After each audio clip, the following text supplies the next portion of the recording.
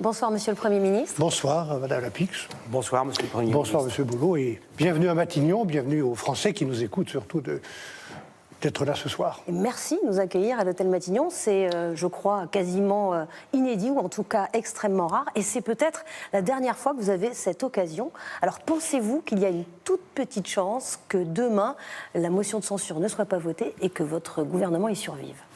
Non, je le souhaite, et c'est en effet possible. Ça dépend des députés qui, chacune, a une part de responsabilité devant les Français, devant les électeurs de sa circonscription, et puis devant la France aussi, qui est dans un moment assez grave. Je pense que c'est possible qu'il y ait ce réflexe de responsabilité où, au-delà des différences politiques, des divergences, des contradictions normales dans une démocratie, on se dise qu'il y a un intérêt supérieur. Moi, je pense que l'intérêt supérieur du pays, le bien commun, l'intérêt national, ça veut dire quelque chose.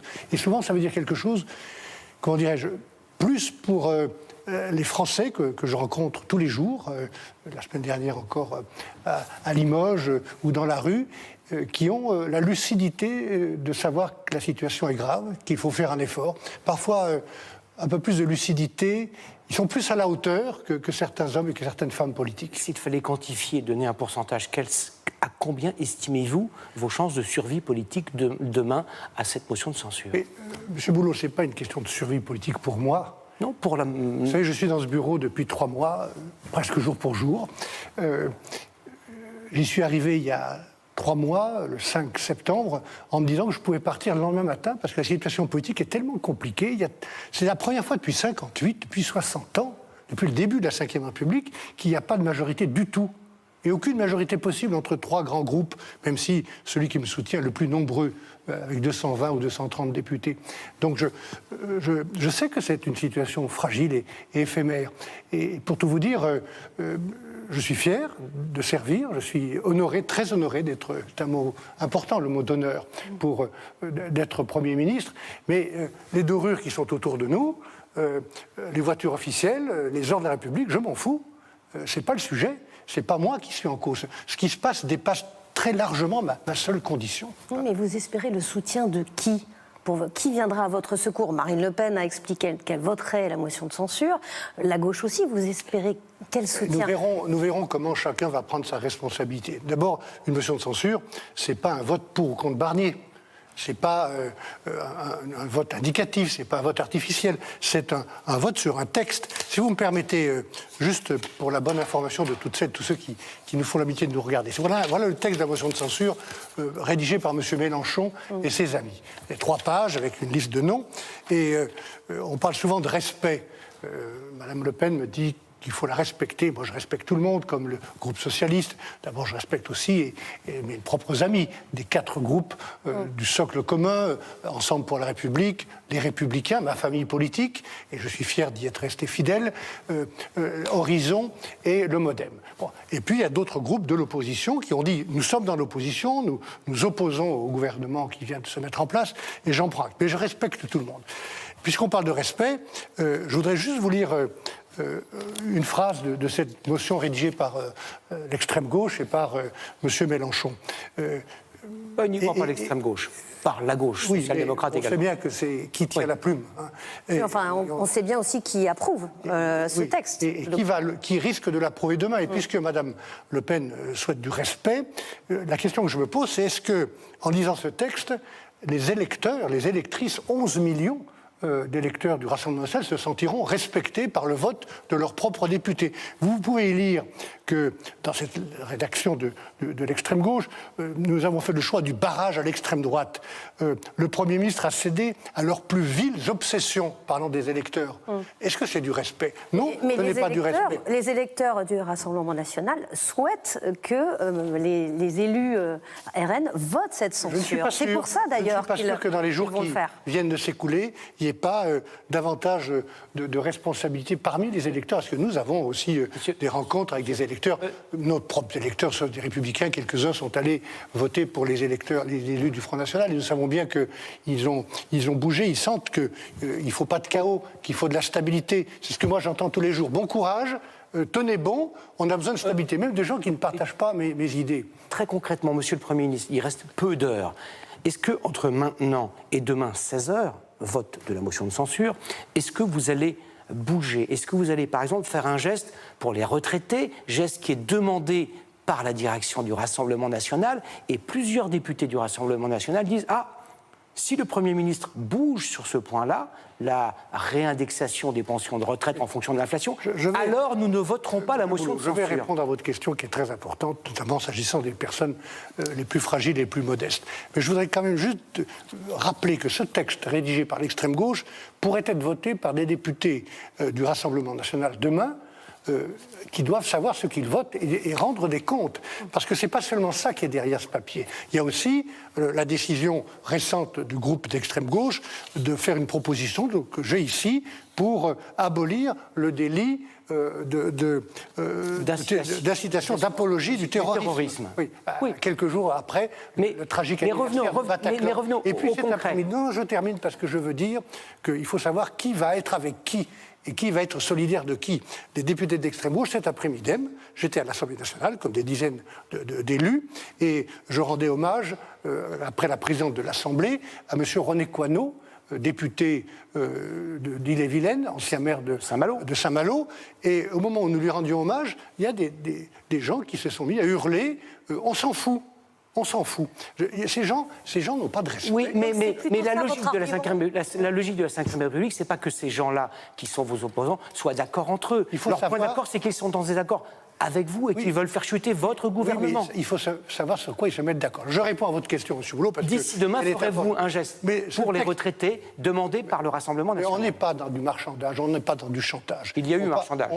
Il n'y a pas de marchandage. Il y a eu une écoute, du respect. J'ai pris ce texte que nous parlons demain, qui va être soumis à cette motion de censure, parce que c'est le seul moyen que j'ai de le faire adopter. Il est très important. Il a été l'objet, je l'ai construit en 15 jours. J'ai toujours dit que ce texte était perfectible, qu'il n'était pas définitif et qu'on l'a amélioré. On a écouté tout le monde et on a donné des avancées, des progrès sur beaucoup de points. Encore hier matin, sur le déremboursement des médicaments, où j'ai précisé des choses pour dire qu'il n'y aurait pas de déremboursement. Et sur les retraites... Vous avez précisé d'ailleurs que c'était à Marine Le Pen que vous offriez... Oui, parce que c'est la dernière qui m'en a parlé. Mais cette concession, d'autres l'avaient demandé, mais vous avez précisé sur le communiqué... Oui, parce que c'est elle qui m'en a parlé. Mais ça a donné l'impression que vous ne négociez qu'avec Marine Le Pen. Non, mais ce n'était pas vrai. Ce que dénoncent aussi les cette revendication, cette idée de ne pas dérembourser, elle était aussi dans les propositions de la gauche. Oui, mais c'est à elle que vous l'avez adressée. Oui, pour être tout à fait clair. Allez-vous, oui ou non, faire un geste? Avait été évoqué, le tout premier par Laurent Wauquiez et la famille des Républicains, et puis ensuite d'autres groupes d'Ensemble pour la République ont évoqué, et enfin Mme Le Pen. Nous avons fait un effort, puisque nous avons décidé de protéger les petites retraites. À peu près 43% des retraités se verront indexés comme c'était prévu et protégés. Et un petit effort est demandé à tous les autres. Donc vous ne changerez pas, vous ne bougerez pas sur ce point. Monsieur Boulot, le texte dont nous parlons demain, il a fait l'objet de travail pendant des semaines et des semaines. On a tenu compte de tout le monde. Et puis il est arrivé une chose qui n'est jamais arrivée depuis 14 ans, c'est un accord entre l'Assemblée nationale et le Sénat, ce qu'on appelle une commission mixte paritaire. C'est ce texte qui est soumis. Après quoi, puisque vous parlez des retraites, je vais aller au bout, parce qu'il faut être précis vis-à-vis des gens qui nous regardent. Sur les retraites, j'ai ouvert le dialogue social, non pas sur la loi elle-même qui a été votée, on se souvient avec beaucoup de turbulences, mais sur des sujets importants. La retraite des femmes, la retraite progressive, la pénibilité au travail. Sur tous ces sujets, j'ai réouvert le champ du dialogue social, comme nous l'avions fait sur l'assurance chômage, avec succès. Parce que moi, je crois au dialogue social. Je crois à la cohésion sociale. Je pense qu'un pays où il y a des syndicats forts et une cohésion sociale, il se porte mieux. Et donc, les députés du Rassemblement national, qui insistent sur les retraites comme d'autres, seront invités à donner leur avis sur ces réformes. Cette mesure en faveur des retraités, la réindexation selon l'inflation, coûterait à peu près 3 milliards d'euros. Il ne s'agit pas de dire que ce n'est rien, mais 3 milliards d'euros, les dépenses de l'État cette année, c'est 1600 milliards. Donc, êtes-vous en train de dire que pour 0,2% de cette somme-là, vous êtes prêt à aller à une crise politique et à une motion de censure? Il y a un sujet qui a été délibéré, qui a été débattu, qui a été amélioré, y compris pour les plus petites retraites, et nous demandons un effort à tout le monde. Comment on s'en sort, M. Boulot? Madame Lapix, comment on se sort de la situation où nous sommes, où il y a un endettement, une dette de 3 226 milliards, où nous payons des sommes gigantesques pour payer des intérêts à des financiers, à des fonds d'investissement chinois, japonais ou américains. On va payer l'année prochaine 60 milliards d'intérêts. C'est plus que le budget de la défense, c'est presque le budget de l'éducation nationale. Est-ce que vous ne pensez pas que cet argent serait mieux utilisé ailleurs? Donc vous Moi, je avez veux dit réduire. stop aussi parce qu'il y a eu une succession de concessions et qu'à un moment donné, vous n'en voyez pas la fin. Est-ce qu'elle vous a baladé, Marine Le Pen? Est-ce que vous avez ce sentiment qu'elle vous a baladé? Non, elle ne m'a pas baladé, mais elle a essayé d'entrer dans une sorte de surenchère en me disant c'est où la non-indexation des retraites, où c'est les médicaments. J'ai trouvé un accord avec mes équipes pour faire la mesure des médicaments. Et puis quand je lui dis ça, elle me dit ah ben les retraites aussi. Je ne veux pas rentrer dans le chantage, c'est pas mon état d'esprit. C'était du chantage? Non, je ne veux pas rentrer dans une forme de chantage. C'était du chantage, non? Non, c'est pas du chantage, mais c'est une sorte de négociation. Avec du bluff. Je ne sais pas, écoutez, vous lui poserez la question. Moi, j'essaye d'être sérieux, d'être raisonnable, d'apporter des progrès et de demander, en expliquant pourquoi, en disant la vérité. C'est pas par plaisir, Madame Lapix, Monsieur Boulot, que je présente un budget aussi difficile. Oui. Mais juste, franchement, sur Marine Le Pen, c'était la première fois qu'un gouvernement négociait avec le Rassemblement national. Est-ce que vous avez pris cette décision seul? Mais je ne négocie pas, j'ai écouté. Si. Est-ce que vous avez déjà vu une fois depuis la Cinquième République où un groupe de parlementaires du Rassemblement national est aussi nombreux? Ils sont près de 140. Oui, mais donc vous assumez, c'était le groupe le plus nombreux, donc c'était votre interlocuteur privilégié. Je les respecte comme je dois respecter 11 millions de citoyens qui ont voté pour eux et de comprendre pourquoi ils ont voté pour eux. Et moins ceux qui ont voté pour la gauche. Non, pas du tout. Je les respecte tous les groupes. Qui estiment qu'il n'a pas été écouté à aucun moment. Mais ce n'est pas vrai, Madame Lapix. Ce n'est pas vrai. Quand je suis arrivé dans ce bureau, qui est d'ailleurs le bureau de Léon Blum, assis là, j'ai appelé naturellement mes amis politiques, ceux qui étaient d'accord pour soutenir le gouvernement. Je les ai cités. Et puis, dans l'heure qui a suivi, j'ai appelé 2 ou 3 dirigeants du Parti socialiste, notamment M. Faure ou M. Vallaud. Et qu'est-ce qu'ils m'ont dit, l'un et l'autre? Ils m'ont dit, on ne veut pas vous voir maintenant, et de toute façon, on vote la censure. Ils m'ont dit ça, écoutez-moi bien, avant que j'ouvre la bouche, et avant que je dise quel sera le gouvernement et qui sera... ça, c'est pas sur le texte du budget, ça c'était avant. Mais c'était avant. C'était un geste, c'était un signe... Oui, et puis quand ils viennent me voir, comme la semaine dernière, je les reçois avec beaucoup d'attention, ils me présentent un programme qui est quasiment, ou une lettre, qui est quasiment le programme du nouveau Front populaire. Donc il n'y a pas beaucoup de discussions possibles. Bah, si, parce qu'il y avait des mesures qui étaient communes avec le RN. Donc il y avait on en a pris quelques-unes. On en a pris quelques-unes. La discussion n'était pas possible. C'était pas tout ou rien le programme du nouveau Front populaire. C'est pas possible. Donc je vous confirme que je reste à l'écoute, franchement. Je reste à l'écoute. Et si je dois rester ici comme Premier ministre, non pas pour moi-même, mais pour essayer de continuer à servir, je vous redis que ma porte sera ouverte, que je suis prêt à travailler avec tous les groupes politiques pour améliorer, parce que ce budget n'est pas parfait, il y a encore des discussions possibles sur le projet de loi de finances, et puis il y a plein de sujets, pour après, mais on va y pour les 6 mois qui viennent, qui doivent être des mois utiles. Vous disiez il y a quelques jours que s'il y avait motion de censure, renversement du gouvernement, la France allait affronter une grave tempête. Vos opposants disent pas du tout, rien ne va se passer, il n'y aura pas de chaos.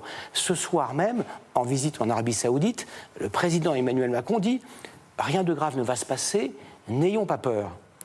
Qui a raison? Qui exagère la gravité de la situation ou qui la minimise? J'ai naturellement parlé avec le président de la République qui fait une visite importante en Arabie Saoudite. Et nous parlons tous les jours. Tous les jours, vous lui parlez depuis? Oui, compris hier, depuis... aujourd'hui, on se parle tous les jours. Et normalement, notre relation est fluide. Chacun est dans sa place et à son rôle. Et il préside, je gouverne et nous travaillons ensemble pour l'intérêt du pays. Il a raison de dire qu'il ne faut pas faire de catastrophisme. Moi, je regarde aussi les marchés. Et je vois les spreads, les écarts de taux auxquels nous empruntons au nom de la France et que les Français vont payer. Je regarde que nous sommes quasiment au-dessus de la Grèce et que ça s'écarte et qu'on va payer 60 milliards d'intérêts l'année prochaine. Mais si votre gouvernement tombe, ça ne veut pas dire que c'est fini. Il y aura un nouveau Premier ministre, il y aura d'autres mesures qui seront prises. Il y aura des mesures d'urgence qui sont prises, mais pendant quelques mois. Mais l'impact de cette instabilité politique, vous la verrez immédiatement dans les taux d'intérêt. Aujourd'hui, la bourse a terminé positive. Oui. Elle était rassurée parce qu'elle connaissait le scénario, en fait. Les gens ont confiance, me semble-t-il, dans la détermination qui est celle du gouvernement français. Mais il faudra bien, si cette motion de censure passe, si je dois quitter le pouvoir d'agir, le pouvoir d'action, si je dois laisser la place à quelqu'un d'autre, alors il faudra bien que les députés, et s'il y a des mesures, des troubles, des secousses, des turbulences. Quel trouble ? De quel type ? Non, on ne sait pas ce qui peut se passer, mais je pense qu'il y a beaucoup de tensions dans notre pays et qu'il faut faire attention. Beaucoup de tensions, beaucoup de sentiments d'injustice, beaucoup de sentiments, beaucoup de colère. Regardez ce qui se passe dans les milieux agricoles que je connais assez bien et que j'aime beaucoup et qui savent qu'ils peuvent me faire confiance. Et qui pourront peut-être faire confiance aussi au gouvernement suivant. Enfin, je veux dire, c'est pas... Je vous dis que... comme je l'ai dit à l'Assemblée nationale en répondant à un député communiste tout à l'heure, la situation est très difficile. Sur le plan social, économique, budgétaire, financier, très difficile. Je le sais depuis le début. J'essaie de créer du progrès et d'entraîner tous ceux qui me font confiance et les citoyens vers des progrès. Ce dont je suis sûr, Madame Lapix, écoutez-moi bien, c'est que si la motion de censure passe, tout sera plus difficile et tout sera plus grave. Et parlons très concrètement des Français, de la difficulté que vous évoquez à l'instant. S'il n'y a plus de gouvernement, s'il n'y a pas de budget pour l'année 2025 voté dans les jours à venir, est-ce que ça veut dire mécaniquement que les impôts vont augmenter ? On rappelle cette subtilité, il y a donc une réévaluation du barème de l'impôt en fonction de l'inflation. Si le texte n'est pas voté, il y a 17 millions de contribuables dont les impôts vont augmenter. Il y a pratiquement 400 000 contribuables qui ne payaient pas d'impôts, qui vont en payer. C'est une des conséquences. Il faudra bien Est-ce que vous confirmez cela ? Je confirme cela. Près de 18 millions de Français verront leur impôt sur le revenu augmenter. D'autres en payeront pour la première fois parce qu'on n'aura pas pu inscrire dans la loi de finances la réindexation qui est prévue, que j'ai prévue, pour le barème des tranches d'impôt. C'est inéluctable. Les retraités aussi se verront augmenter. L'indexation aura lieu pour le coup. Que les députés qui vont voter demain, qui doivent bien mesurer leurs responsabilités, aillent s'expliquer avec les Français et rendre des comptes. Il faudra que chaque député qui va voter la censure aille dire aux agriculteurs de sa région, de sa circonscription, pourquoi et comment les retraites agricoles n'augmenteront pas le 1er janvier 2026 parce que cette mesure aura été supprimée. Il faudra que les députés, chaque député qui vote la censure demain ait expliqué aux cadres, aux salariés de ces entreprises à circonscription pourquoi 18 millions de Français eux-mêmes vont devoir payer des impôts plus importants qu'ils ne paieraient. Il faudra expliquer pourquoi dans les hôpitaux, dans chaque circonscription, chaque député devra expliquer pourquoi aux infirmiers, pourquoi les crédits que j'ai prévus dans le budget pour la santé mentale, pour les soins palliatifs ou pour les personnes âgées ne sont plus là parce qu'ils seront été supprimés. Est-ce que ça veut dire que si votre gouvernement tombe, vous serez candidat à votre succession pour repartir à la charge et reprendre ce travail que vous vouliez accomplir? Mais moi, je ne suis pas dans cette situation-là. J'espère que je... vous vous en approchez un peu quand même. Enfin, il y a des gens qui disent on ne votera pas, on votera la censure. On verra s'ils le font vraiment en prenant leurs responsabilités, en allant s'expliquer. Mais vous avez discuté avec eux, vous passez des coups de fil, vous essayez quand même encore aujourd'hui. Je leur parle, là, je suis en train de vous parler et à travers là, vous parlez grâce français, à vous, mais je parle aux Français. Les députés qui votent, c'est les Français qui élisent des députés. Donc, j'adore à propos de députés, je vous rappelle que si le gouvernement change, si la censure est votée, il n'y aura pas d'élection avant 6 mois. Il n'y aura pas d'élection en 6 mois. Oui, mais par contre, il y aura un gouvernement qui sera nommé. Est-ce que vous serez candidat à votre succession? Vous n'avez pas répondu. C'est une spéculation. Est-ce que vous en avez envie, en tout cas, de continuer? Non, j'ai envie de servir. Je vous ai dit que c'était un grand honneur, mais qu'est-ce que ça a comme sens que si je tombe demain, après-demain, on me retrouve là, comme si de rien n'était, comme si rien ne s'était passé, franchement. Est-ce qu'après cette expérience de Matignon, difficile, âpre, vous le dites vous-même, vous sortirez de cette expérience blessé, en vous disant j'ai beaucoup travaillé en vain, puisque ce château de cartes s'est effondré? Et bien sûr que j'ai envie d'avoir du temps, que les députés nous donnent du temps, même si je sais que c'est compliqué, puisqu'il n'y a pas de majorité, pour la première fois depuis 60 ans.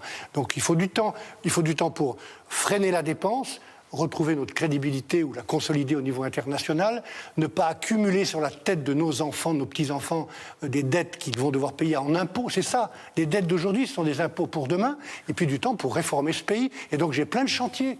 que j'ai annoncées ou auxquelles nous travaillons, et parfois auxquelles nous allons travailler avec des députés de l'opposition. Par exemple, je vous prends un exemple, la sécurité publique.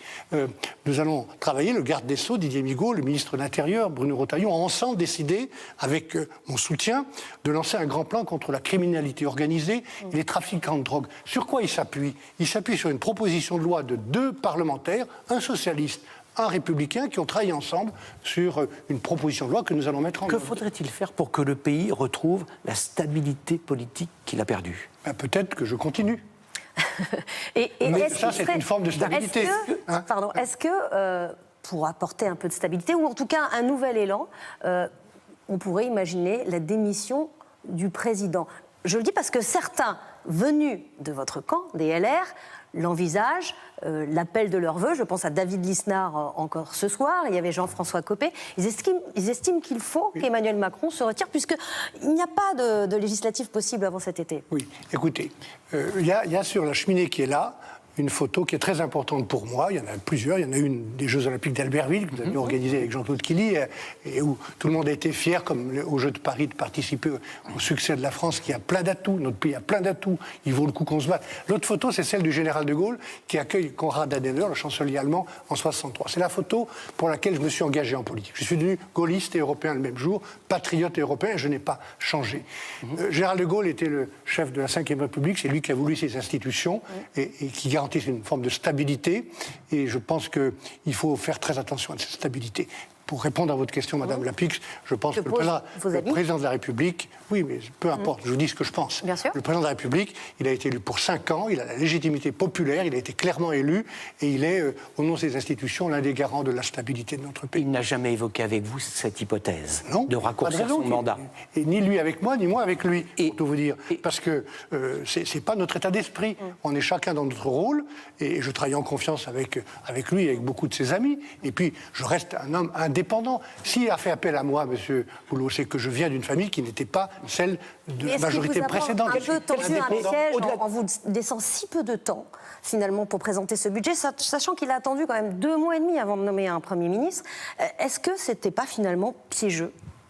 Non, écoutez, je ne vais pas revenir sur cette période précédente. Vous parlez de votre confiance, c'est pour ça. Moi, j'étais prêt, disponible, il le savait. Il a fait appel à moi au début du mois de septembre, ça aurait pu être plus tôt. Et c'est pour ça que je me suis trouvé avec très peu de temps pour fabriquer le budget, qui n'était pas parfait, qu'on a amélioré, qu'on va continuer d'améliorer, et pour ensuite lancer l'action. Mais je ne vais pas revenir là-dessus, ça ne sert à rien, les choses sont ainsi. Quand j'ai accepté en connaissance de cause. D'ailleurs, si vous trouvez un Premier ministre ou un président ou un ministre ou un député qui se plaint de son sort, il faut lui dire... Et quelles seraient les qualités requises pour qu'un Premier ministre, vous, un autre, puisse être dans la durée et agir dans la durée, sachant qu'il n'y a pas de majorité à l'Assemblée nationale, vous l'avez dit? Mais il faut, je pense, continuer... Est-ce qu'il y a votre famille politique nécessairement? Est-ce que ça peut être un Premier ministre de gauche? Il faut essayer d'avoir le socle le plus important pour se soutenir. C'est pour ça que j'ai été nommé. Parce que ma famille politique... à gauche, alors. Ma famille politique des Républicains n'était pas dans la majorité précédente, et au Sénat, elle était en l'opposition. Et qu'est-ce qui a changé?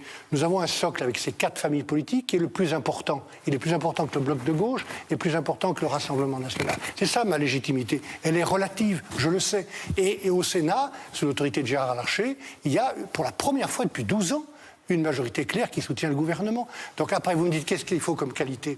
Je pense qu'il faut... moi, je ne suis pas parfait. J'ai sans doute commis des erreurs. J'en commettrai peut-être d'autres. Enfin, je reçois des leçons aussi. Et j'essaye d'en tenir compte. Il faut du respect vis-à-vis des Français, notamment tous ceux qui sont sur le terrain et qui bossent dur, et puis les personnes qui sont modestes. J'ai infiniment de respect pour les Français. Il faut du respect dans la classe politique, il faut du respect à condition qu'on me respecte, et il faut de l'écoute, il faut toutes les bonnes idées, elles ne viennent pas de cette maison, elles ne viennent pas de Matignon, souvent elles viennent du terrain. Et ça, vous l'avez dit dès le départ, mais votre qualité, la qualité qu'on vous reconnaissait, c'était d'être un extrêmement bon négociateur, parce que vous aviez négocié la sortie du Brexit. Là, on a l'impression qu'en matière de négociation, négociations, il y a eu comme un petit bug. Non, il n'y a pas eu de bug. J'ai écouté tout le monde, les ministres auxquels je veux rendre hommage parce que j'ai un très bon gouvernement dont je suis fier. Ces ministres ont tous fait leur travail, ils ne font pas des sbroufs, ils ne se courent pas derrière les caméras, ils écoutent, ils travaillent. On a beaucoup travaillé, on a beaucoup tenu compte. Et on pourra faire le compte de toutes les propositions du Rassemblement national, de la gauche, du Parti communiste, des Verts, et de la propre majorité qui se retrouve dans le budget. Mais ce budget n'était pas parfait. Je peux faire des progrès, on peut travailler mieux ensemble, et d'ailleurs on va le faire sur des projets concrets qui intéressent la sécurité, qui intéressent l'incroyable chantier qu'il faut mener de simplification pour qu'on cesse d'emmerder les gens dans leur vie quotidienne et dans les entreprises. Mais malgré l'énergie que vous avez déployée, l'expérience que vous avez, est-ce que vous concédez de votre part une part d'échec? Est-ce que vous dites, voilà, demain il va y avoir une motion de censure, très vraisemblablement, et je n'ai pas réussi, malgré mon expérience, les négociations, les concessions faites, à stabiliser ce système qui est devenu profondément instable et peut-être ingouvernable. Le boulot, bien sûr, je n'ai pas tout bien fait, même si je continue à penser que je dois faire bien et que j'ai fait de mon mieux. Et vous parlez au futur, hein, vous vous projetez encore. Oui, parce que je suis toujours dans le futur. Vous savez, j'ai beau avoir 73 ans, je suis toujours dans le futur et je garde la même capacité de m'engager. Oui, je pense que je n'ai pas tout bien fait, mais je n'ai pas eu beaucoup de temps pour l'instant. 3 mois. Après-demain, je serai depuis 3 mois. Quand vous parliez, Madame Lapix, du Brexit, ça a duré 4 ans et demi. 4 ans et demi. Et avec une culture en Europe, entre les pays européens, que je connais assez bien, qui est beaucoup plus grande que chez nous, du compromis. Avec ce qu'on espérait que vous alliez un peu souffler. Est-ce que vous considérez que la mission qui vous a été confiée était une mission impossible? Non, une mission difficile. Une mission difficile. Le Premier ministre de l'Environnement, que Georges Pompidou avait nommé, avait écrit un livre qui s'appelait « Le ministère de l'impossible ». Quelques 20 ans après, j'ai été ministre de l'Environnement.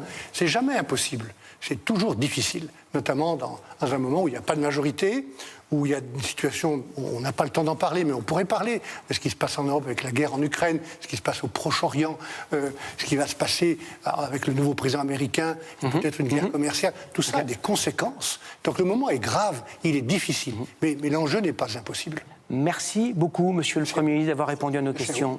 Merci. Merci à vous.